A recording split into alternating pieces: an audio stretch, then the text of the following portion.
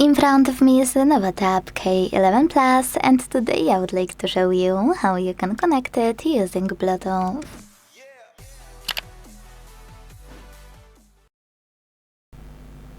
First of all, you need to open Settings and tap on Bluetooth.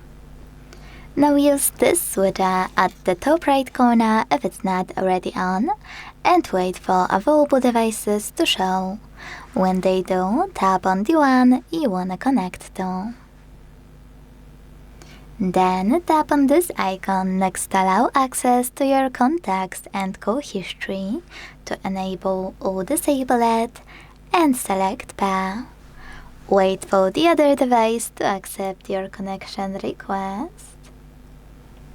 And as you can see, after a few seconds, my devices were successfully connected.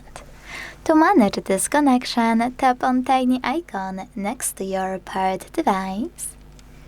And check out all of those options, including Forget.